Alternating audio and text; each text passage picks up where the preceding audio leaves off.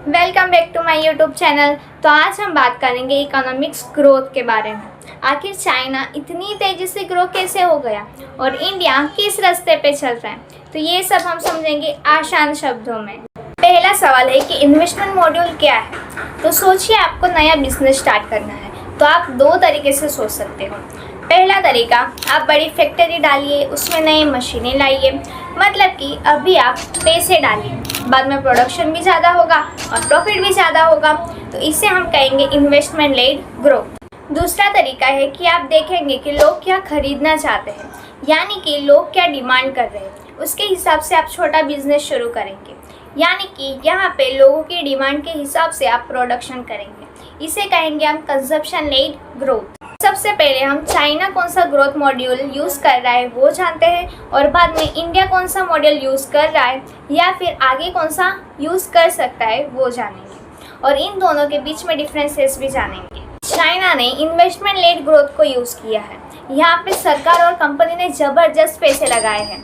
Highway, bullet train, बड़े बड़े ports, बड़ी बड़ी बिल्डिंगें, ये सबको एकदम अच्छे से बनाया है, जिससे कि प्रोडक्शन भी ज़्यादा होगा, जिससे वो इन्वेस्टमेंट लेड ग्रोथ की तरफ आगे बढ़ सकते हैं। चाइना दुनिया की सबसे बड़ी फैक्ट्री बन चुकी है। हमारे इंडिया में भी मोस्ट ऑफली जो भी चीज़ें आती है वो मेड इन चाइना में से ही बन के आती है। चाइना को इन्वेस्टमेंट लेड ग्रोथ से क्या फ़ायदा हो रहा है, तो पहला, उनकी जो ग्रोथ है वो बहुत तेज़ी से बढ़ रही है। ये चाइना की इकोनॉमी हर साल 10% से बढ़ रही है। दूसरा, एम्प्लॉयमेंट, चाइना में बहुत ज़्यादा एम्प्लॉयमेंट आ रहा है, यानी कि यहाँ पे गरीबी भी बहुत कम होगी। तीसरा है स्ट्रक्चरल बेस, यहाँ पे इंफ्रास्ट्रक्चर बहुत ही अच्छा है, जिससे कि प्रोडक्शन को भी बूस्ट मिलता है।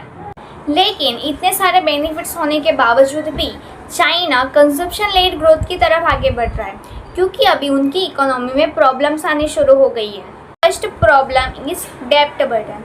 उन्होंने इतना सब कुछ बनाने के लिए बहुत सारा डेप्ट लिया था, और अभी वो डेप्ट को रीपेमेंट करने के लिए उनको बहुत मुश्किलें हो रही है। सेकेंड प्रॉब्लम इज लोगों की इच्छा।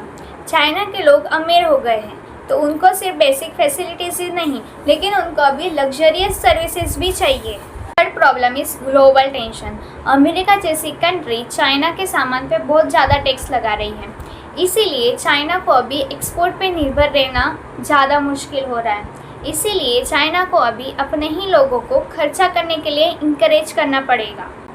अब भारत की बात करते हैं। Bharat historically consumption led growth पे ही निर्भर है, लेकिन अभी भारत इन्वेस्टमेंट लेड ग्रोथ की तरफ आगे बढ़ रहा है। ऐसा क्यों कर रहा है, तो आइए समझते हैं। फर्स्ट इज इंफ्रास्ट्रक्चर की कमी। हमारे पास रोड, रेलवे, ट्रांसपोर्ट सिस्टम बहुत अच्छा नहीं है, जिसकी वजह से हमारी चीज़ें महंगी हो रही हैं और ग्लोबली हमें कम्पीट करने में भी मुश्किलें हो रही है। दूसरा है नौकरियों की ज़रूरियात। हमारे भारत में हर साल लाखों यंग स्टूडेंट पढ़कर निकलते हैं, लेकिन इन सबको नौकरी नहीं मिल पा रही है। इसीलिए हम मैन्युफैक्चरिंग सेक्टर को खोलेंगे, जिससे कि ज़्यादा नौकरी आ सके। Third is make in India जैसे प्रोग्राम। सरकार चाहती है कि कंपनियां हमारे भारत में आए और यहाँ पर ही सामान को प्रोड्यूस करें। फोर्थ इज़ संतुलन बनाना। भारत में सिर्फ कंजप्शन या फिर सर्विस सेक्टर से ही ग्रोथ नहीं हो सकती, हमें मैन्युफैक्चरिंग सेंटर को भी बूस्ट करना होगा। सवाल ये है कि क्या इंडिया के लिए भी चाइना जैसा इन्वेस्टमेंट लेड ग्रोथ मॉड्यूल सही होगा? जवाब है हाँ, लेकिन कुछ मुश्किलों के साथ। तो चलिए वो मुश्किलें अभी देख लेते हैं हम। फर्स्ट इज पैसे। इतने सारे पैसे आएंगे कहाँ से? सरकार अकेले इतने सारे पैसे नहीं ला सकती, इसीलिए यहाँ पे प्राइवेट कंपनी को भी इन्वॉल्व करना पड़ेगा, जो कि बहुत मुश्किल काम है। दूसरा, बहुत धीमी प्रोसेस है। हमारे भारत में ज़मीन को एक्वायर करना, प्रोजेक्ट के लिए परमिशन लेना, ये बहुत स्लो प्रोसेस है, बल्कि चाइना में ये बहुत फास्ट था। Third is competition. भारत को चाइना और वियतनाम जैसे मैन्युफैक्चरिंग हब के साथ कंपटीशन करना पड़ेगा, जो एक बहुत ज़्यादा चैलेंजिंग हो सकता है। फोर्थ इज़ संतुलन बनाना। हम कंजप्शन को इग्नोर नहीं कर सकते। भारत में कंजम्पशन और इन्वेस्टमेंट दोनों में बैलेंस बनाना ज़रूरी होगा। कोई देश कैसे डिसाइड करेगा कि उसको कौन सा मॉड्यूल लेना है?